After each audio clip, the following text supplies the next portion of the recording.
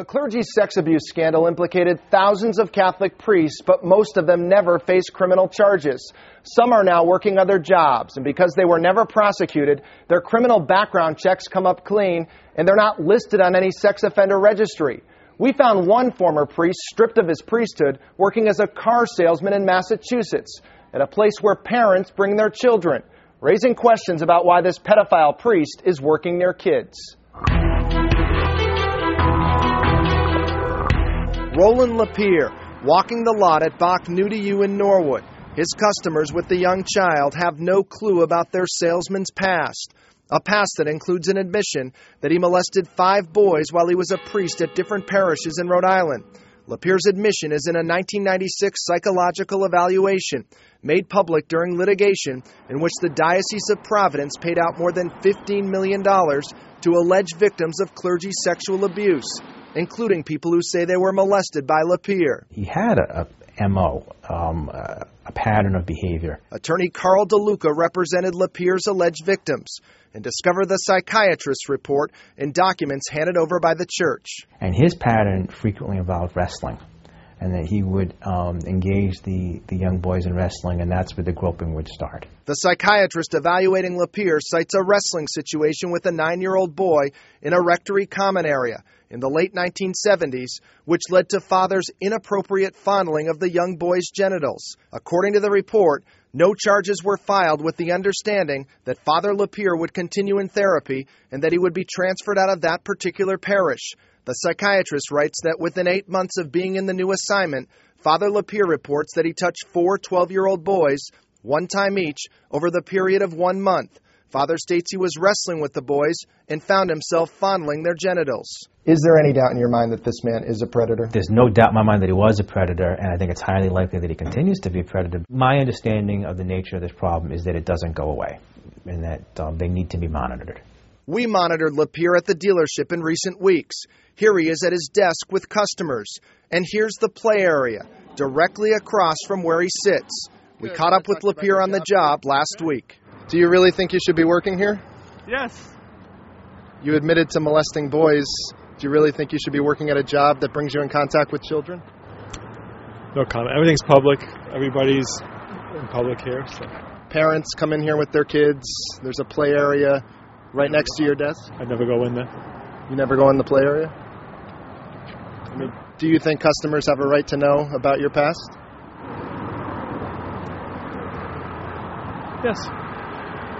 Do you tell them about it? It doesn't affect. I mean, everything's in the public.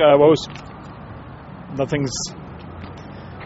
And you're talking about something that happened 26 years ago, and there was nothing, so no comment, no further comment. How common is it that he can have access to kids? Very common. Very common. This former Bach employee was fired in September after uncovering Lapierre's past with a simple Google search and then talking about it with other employees. He asked us to hide his identity because he says he's worried about finding another job. Do you think they were trying to keep this quiet? They were trying to keep that hush-hush, yes. The worker lost his job, but Lapierre kept his. Michael Schaffman is Bach's vice president of operations. The fired worker says he was let go because the company wanted to keep this information about Mr. Lapierre quiet. Well, obviously through you folks, it's public information. The last thing we would ever want to do would be to knowingly harbor somebody that we shouldn't have in our environment. Schaffman says the company hired Lapierre in May after checking references, which were good, and his criminal record, which came up clean. He admits the company learned in September from the fired worker about past sexual abuse allegations against Lapierre and started its own investigation.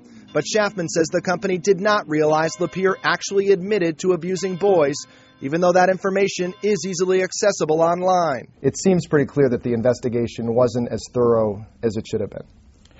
I think to say that we could have done a better job. I think that that's a fair accusation that we acknowledge. As for the fired worker, Schaffman says company executives fired him because they decided he was harassing Lapierre and other employees. Now, after we told them about Lapierre's admission, Bach has fired the former priest too. The company's adding a camera to the play area and pledging to do a better job screening employees in order to screen out people like Lapierre. I think that the criminal background check that our our society has loopholes in it. The problem here is that most of these perpetrators never were convicted of crimes, and therefore they don't end up on any lists.